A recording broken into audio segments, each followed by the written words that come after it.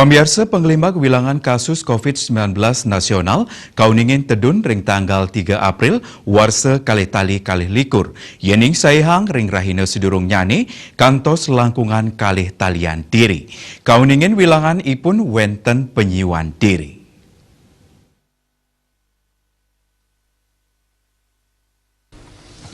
Lianan ring punika indik pasien padem COVID-19 sampun tedun saihang ring rahina sadurung nyane inggih punika kantos ulung dasa sia diri. Rumangkin kauningin wilanganipun mungguh ring sor 50 kasus. Pawahan pasien kenak taler nincap ngelangkungin kasus anyar. Anu data Kementerian Kesehatan nyinayang pawahan kasus COVID-19 kantos langkungan siuan tali diri.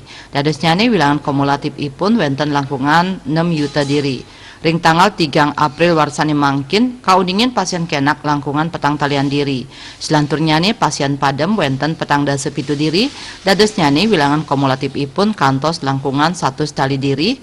Selami pandemi ngelimbak dawag bulan Maret warsa kali tali kalih dasani lintang.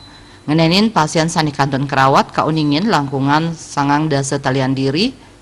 Raris suspek wenten langkungan 3 tali diri. Dia Dewi Bali Pos Kuningaya.